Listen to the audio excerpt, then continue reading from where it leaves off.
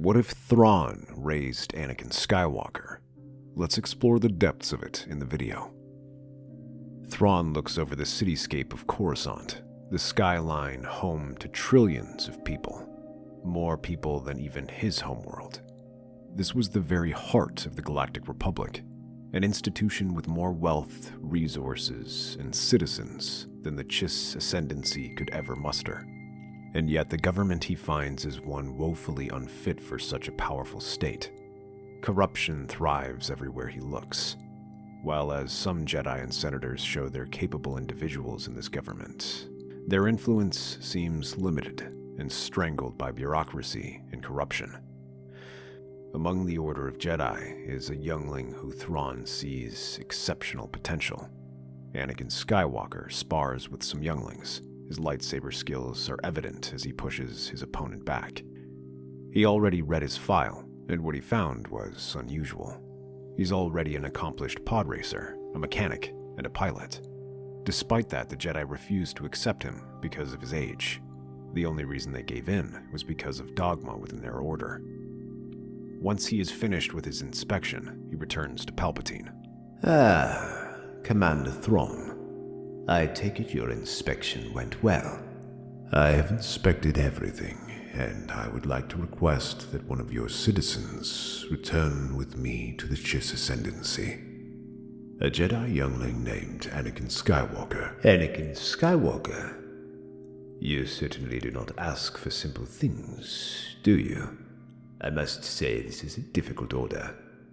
This particular Jedi is highly prized. I've read how his order reacted to the petition for his admittance. He is not as treasured as one would expect. You are correct there. But it is me who has an interest in the boy. I sense that he has a bright future ahead. He could do wonders for the Republic. To take him away would cause issues. Do not see it as taking him away, and instead as an investment. I will personally oversee the boy's training, and when the time is ready, he will be sent back here, and if he serves well, you might consider sending more of your talented individuals back to our system. Palpatine considers this request and begins to smile. He manages to convince the Jedi as well, and reminds them that his presence is a huge breach of the Jedi Code. However, Obi-Wan would insist on leaving the Jedi Order and accompanying Anakin to continue his training. Unsurprisingly, the leadership of the xenophobic Chiss was not open to this idea, but Thrawn smiles and explains his reasoning. The Republic still control far more resources and people than the Chiss ever have. So, if a strong leader were to emerge in the Republic, one who was friendly to them, it would prove incredibly beneficial for them. Grand Admiral Thrawn brings Anakin onto his ship. Thrawn clasps his hands behind his back, his red eyes surveying the expanse of stars stretching out before them. He turns slightly to regard Anakin, his tone calm and analytical. I did not bring you here to suppress your gifts, but to refine them. The Jedi would have you deny your instincts and temper your passions into weakness. In the Chiss Ascendency, you will learn discipline without denial, strategy without suppression. Together, we will ensure that your power serves purpose, a purpose greater than the narrow doctrines of the Order. Thrawn steps forward, his eyes fixed on the stars. Strength without vision is chaos, but with the right vision, you can shape galaxies. Our galaxies. Anakin will serve different families in their government, with each one specializing in a certain field. While serving under them, Anakin observes and learns their method of doing things. Thrawn acts as Anakin's handler, keeping him out of trouble and ensuring he absorbs all his lessons. For half a year, Obi-Wan will train Anakin, while the other half he will train with Thrawn and the Chiss. During his time with Obi-Wan, Anakin learns about the Force and mastering lightsaber combat. His training becomes more important in a place like this, where action and cool logic take the place of ethics. While he's with Thrawn, The two sail the stars on Chiss ships, learning about the people and how to best serve them. Here, Anakin's mastery of engineering and piloting shows itself to the Chiss. He quickly understands their technology and ships in ways few outsiders ever can, while his piloting skills serve them well in countering enemy raids and attacks on Chiss territory. One area that Anakin takes a surprise interest in is social welfare. Although young, Anakin grew up as a slave and is well aware of the issues of the galaxy, and one reason he joined the Jedi Order was a chance to help people. Here in the Ascendency, he has the chance to help someone and takes these lessons to heart. He spends his days working in disaster relief, assisting underserved communities and helping those who live on the border. This makes him incredibly loyal to them and wishes to continue by doing this across the galaxy. Once Anakin becomes old enough, he is invited to serve in the Chiss Defense Force, fighting off raiders and getting some much-needed experience. Thrawn takes over his training and teaches him about combat and tactics, letting him experiment. This comes at an opportune time as the Battle of Geonosis breaks out and plunges the galaxy into the Clone Wars. While the Chiss initially wish to remain neutral, Obi-Wan urges them to let him and Anakin return to help serve the Jedi Order and the Republic. The Chiss do not like this idea, but Palpatine also adds his voice in and calls in Thrawn, reminding him that Anakin is still a citizen of the Republic and their agreement. Thrawn convinces the Chiss Ascendency to send an expeditionary force into the known galaxy with Anakin consisting of a small corps of officers. They will observe the battle and provide advice for Anakin. Anakin quickly proves to be an accomplished general.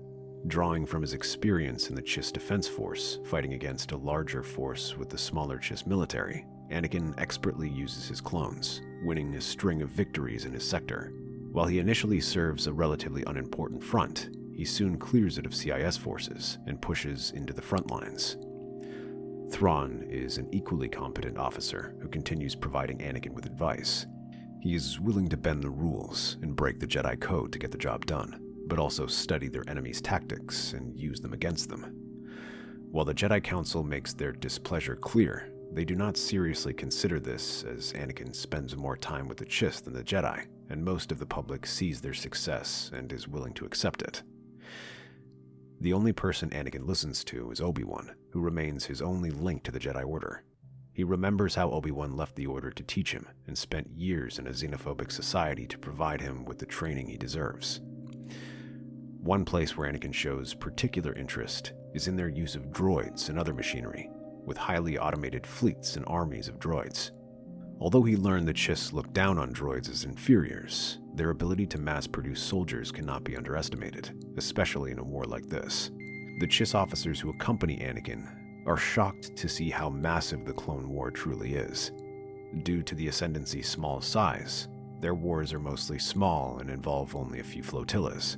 But here, even sector armies were larger than the Chiss defense forces, and they realized that creating more soldiers was the only way to win the war. Because of that, they set their sights on capturing several CIS facilities to bolster their production. They chose the planet of Hypor, as although the Republic was recently defeated in this battle, they see an opportunity to begin testing some new tactics. With the few ships they have, along with some captured CIS ships, the fleet departs to the planet. They're instantly greeted by a large CIS fleet and powerful ground defenses. Anakin sends in some of his smaller ships and captured warships to confront these, but these are easy prey for the planetary defenses, which drives them back. As the ships fall from the sky or drift into space, Thrawn smiles and activates the explosives they've planted inside. The massive explosions rip through the CIS fleet, shredding through the shields of dozens of ships and leaving a hole in their defenses. Grand Admiral Thrawn stands at the observation window, his glowing red eyes fixed on the planet below. Beside him, Anakin Skywalker and Obi-Wan review the tactical holograms of the battlefield. Well, that tactic worked out better than expected, but there are still a lot more of them down there. We'll be outnumbered 20-1. Perhaps numbers do not dictate the outcome of a battle. We have 4 times the coverage and 5 times the width. Their factories are scattered, and their defense lines are fragmented. A scalpel, not a hammer, will deliver victory. The first wave of clone troopers deploys from orbit after waves of fighters clear landing zones for them. On the ground, the clones secured key terrain, swiftly neutralizing scattered droid patrols. Anakin leads the charge, his lightsaber blazing through the battle droids with surgical precision. Beside him, Obi-Wan acts as a steadying presence, keeping the clones organized and their enemies scattered. Their bravery rallies the troops, and they soon secure a landing zone. Chiss tacticians coordinate from orbit, directing small squads of clones to outflank the larger droid forces. The Separatists' confidence falters as their numerical advantage is dismantled by precision strikes. Factory by factory, the Republic Chiss forces gain ground, capturing droid foundries and cutting off reinforcements. However, after the initial success, the droid defenses suddenly begin to harden. Units move to cover each other's flanks with unusual speed, while reactions to attacks begin to improve. From a scattered series of defenses, it turns into a hardened shell that requires serious effort to break. To that end, Obi-Wan and Anakin lead the charge, claiming that doing the impossible is the Jedi's speciality. The pair organize an attack on one of the main facilities that could cut the defenses in half if broken. Thrawn accompanies Anakin to see their efforts in action, but also because he suspects something is happening. The attack goes well, and despite the heavy droid defenses, Thrawn manages to expertly coordinate a series of attacks across hardpoints in enemy defenses and allow several gunships to land in the facility. At first, the droids think these are bringing more troops, but as the defenders pour out to confront them, they find the gunships filled with explosives that wipe them out. Though this is chaos, Anakin, Obi-Wan, and Thrawn slip through and hurry to the command center, but as they near it, two powerful Separatist commanders emerge. Dirge, the ancient and nearly indestructible Jedi bounty hunter, materializes in front of them. Behind him is Sev'rance Tan. Thrawn is surprised to see a fellow Chiss fighting for the CIS, but Sev'rance Tan simply laughs as she ignites her red lightsaber. You fight for a lost cause. I would have expected better of you, Anakin Skywalker. Our people deserve more than to die for the Republic. You turned your back on the Chiss, Sev'rance. I haven't. With a smile, Sev'rance Tan leaps at him, her lightsaber swinging in a set of brutal but disciplined attacks. She swings twice and then follows with a thrust.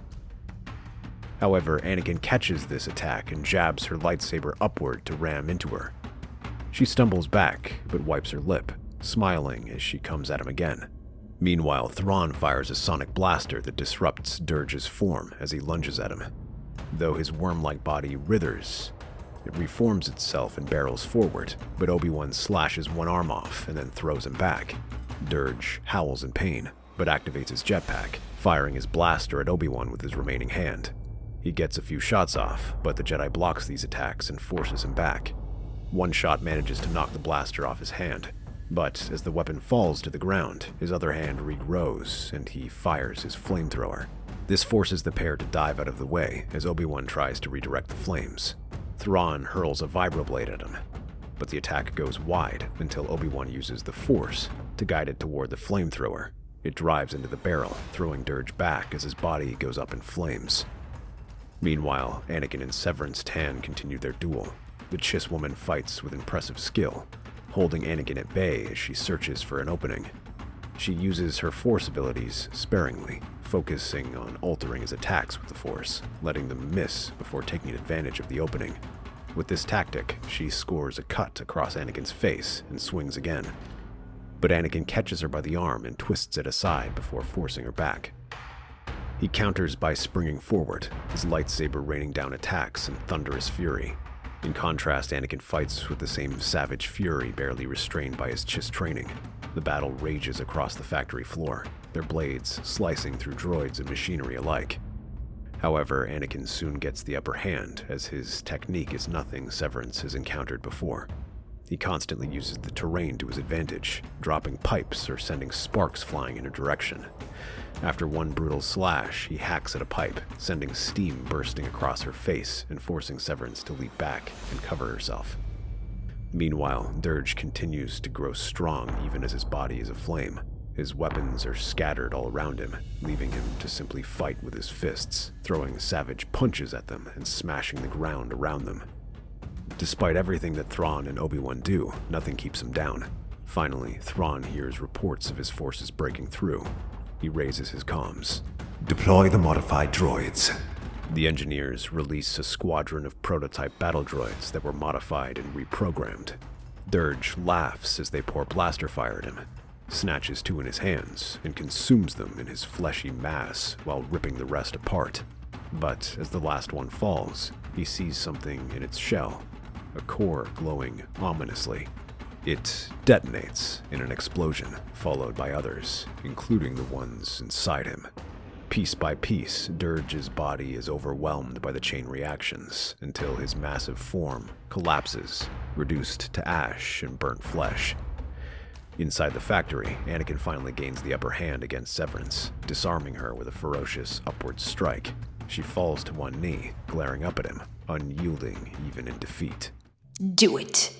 Strike me down and claim your hollow victory. General Sev'rance Tan, have you forgotten who we serve? Everything we do is for the Chiss Ascendency. You're even more deluded than I thought. The Republic is crumbling, and the Ascendancy is already doomed. Yet you tether your hopes to it. There is more to this that you do not understand. The Republic is key, but not in the way you think. You must yield these factories for the Chiss. Take the factories. Consider it a gift for the Chiss.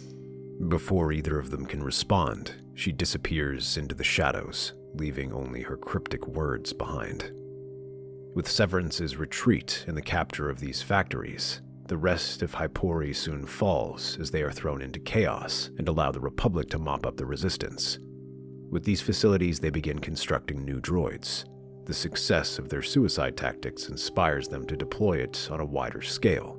Thousands of suicide droids and ships are manufactured, aiming at serving as expendable weapons that can mitigate the CIS's numbers. These tactics are so successful both militarily and economically, as they do not have to risk losing soldiers, and the droids and ships do not need to be built to be durable. Other commanders begin to replicate these tactics, capturing droids and ships to unleash suicide attacks. They soon capture similar facilities, and the Chiss take full advantage of this. While they don't deploy soldiers, they send administrators and diplomats to help run these facilities, and bribe away members of the Techno-Union to help run the factories. Without Palpatine's interference, the facilities run incredibly efficiently. But they do not just stop at building droids and turning them against the CIS. They also gather data, looking through back channels to see where the parts are produced and where command signals come from. Some of the reprogrammed tactical droids are even interrogated for information. This poses a huge risk to Palpatine's plan, as not only do the Chiss give the Republic an advantage, but they are in a position to win an outright victory over the CIS. Seeing this, Palpatine realizes he must turn the people against the Chiss. Thankfully, he's aided by the underlying xenophobia in the Republic. They already distrust those from the Outer Rim, and the Chiss were from the unknown regions. It becomes easy to feed people's fears of these outsiders and their growing influence. Despite being relatively new, they are now occupying many important positions in the government and military, commanding fleets, advising in war councils, and securing critical victories. Too much power in alien hands. He doesn't need to suggest it out loud, simply sprinkle on the idea. It doesn't help that Sev'rance Tan is one of the CIS's best commanders. She had nearly captured a fleet of prototype super tanks from the Republic before being deployed to organize the defenses on Hypori. There, by her own volition, ceded the factories to the Chiss forces. He suggests it might be a trap, and the rumors spread like wildfire. Many questions whether they can truly be trusted, and if they are secretly working against their interests. Soon, bureaucrats do what they do best, and begin to halt the creation of suicide droids, placing stringent checks on them, while other groups petition to take over some positions held by the Chiss and their allies. And some of Palpatine's most radical allies rail against the Chiss, and demand they return where they came from. Hearing this, Thrawn realizes that Palpatine is as much an issue for the Republic as the rest of them. But this betrayal outrages the Ascendancy. who question why they should continue working for the Republic. But Thrawn remains steadfast, stating that this war shows the immense potential of the galaxy if it is used by someone capable. However, they realize they must treat them carefully and avoid getting too involved. Slowly, the Chiss withdraw from their positions. Only a few trusted members remain, like Anakin's officers and Thrawn himself. They begin to strategize and determine that their best position is to win the war to outmaneuver Palpatine. Trying to fight him openly will only rally the public against them. So, instead, they focus their efforts on dealing a serious blow to the CIS, one that can at least temporarily get the public off their back. Among the information they learn is a droid factory stationed on Mustafar under the guise of a mining facility. They decide to try their luck there and attempt to destroy the factory. The fleet emerges from hyperspace, cutting through the dark void above Mustafar. But instead of an undefended planet like they expected, it's teeming with ships, as Palpatine had leaked the information to the CIS, and now a small fleet lies waiting for them. The two fleets exchange fire, turbo lasers cutting through the air as they battle for supremacy. Starfighters and smaller ships begin to dart through the atmosphere, attempting to break up formations of the enemy fleet, while several shuttles and gunships manage to land on the surface. Thrawn steps out and takes in his surroundings. Behind him, Anakin Skywalker and Obi-Wan. Focus will be essential. The defenses here are more powerful than expected. It will be difficult to get past them. They have likely sent for reinforcements. As clones arrive behind them, they gather their forces and lead the charge, cutting through the droid forces who are hurrying to face them. Though dozens of droids try to halt their advance, these fall to the combined might of Obi-Wan and Anakin, while Thrawn redirects soldiers to secure critical areas. But as they move across the facility, reports begin to filter of General Grievous, as several clones fall under lightsabers. Obi-Wan and Anakin's eyes widen as they hear this. While they expected reinforcements, they are shocked to hear that Grievous is there. Thrawn orders Anakin and Obi-Wan to confront him while he heads to the headquarters. In the heart of the battlefield, General Grievous strides forward, his mechanical frame gleaming in the orange light as his 4 lightsabers cut through the battlefield. Kenobi, your destruction is inevitable. We'll see about that. Grievous lunges, his lightsabers spinning. The 2 Jedi split apart as Grievous rips through the ground where they were standing. He whirls to Obi-Wan, swinging his lightsabers in a flurry of endless blows. They turn to a deadly blur, forcing Obi-Wan to stay on the defensive, dodging and blocking each attack. While this happens, Anakin circles behind and exploits Grievous's distraction. He delivers quick strikes to his exposed joints. He manages one shallow cut before Grievous's clawed foot lashes out and yanks Anakin off his feet. He aims his lightsabers down and tries to stab at him, but Obi-Wan cuts through Grievous's foot and frees Anakin. The younger Jedi rolls aside and rushes at him, but Grievous tosses one lightsaber up and drops all 4 arms before catching the weapon with his foot to parry the attack. He sweeps his lightsaber in a wide arc to force Anakin back, before leaping to his feet and stabs his 3 remaining lightsabers at Obi-Wan, who barely twists aside. Planting his foot on the ground, Grievous jabs his stump leg at Obi-Wan. This sends sparks rushing across him while turning to Anakin and swings his lightsaber at him. These attacks rain down on him, forcing Anakin to halt his momentum to defend against the moves. Grievous chuckles and advances deeper against him, and follows by jabbing his stump against Anakin. However, to his surprise, Anakin simply smirks and grits through the pain as he slices through a pair of Grievous's arms. He roars in pain, stumbling off balance, sending him dropping to the ground. Obi-Wan follows and tries to drive his lightsaber down at him, but Grievous raises his remaining limbs and blocks the attack. But his power begins to leave him as Obi-Wan presses down and twists, severing his arms and then driving his lightsaber down into his chest. The cyborg can only cry out as he drops to the ground. Elsewhere, Thrawn moves silently through the facility, his every step calculated as he keeps his blaster ready. He follows the holomap he has and ventures deeper into the facility, his troops slowly being pulled off to fight in skirmishes until only a pair of guards remain with him. But as he enters the command center, he finds Sev'rance waiting for him. The 2 clones advance forward and point their blasters at her, but she moves with surprising speed, activating her lightsaber and decapitating both of them before they even realize what's happening. Admiral Thrawn, I'd wondered when you'd face me yourself. Your strategic brilliance is wasted on this war, Sev'rance. You fight for a cause that will ultimately collapse under its own weight. I could say the same for you. A republic that fears and mistrusts you. And one I soon mean to control. Thrawn raises his weapon and fires. He gets off a single shot before the blaster is knocked from his hand and in smoking pieces. She follows up with a downward slash, but Thrawn throws himself aside and blocks the attack with a pair of vibroblades. He pushes her back and rushes forward, knowing he needs to get in close. Sev'rance smiles and continues to swing at him with wide and heavy blows. This keeps Thrawn back for a while, but he hurls one of the vibroblades at her. At the last second, Sev'rance raises her hand to use the Force. Before she can redirect it, Thrawn continues to throw several more items to keep her attention occupied. Thrawn circles around her, but then Sev'rance hurls them back and knocks Thrawn aside. He stumbles to the ground as she leaps up and prepares to stab at him.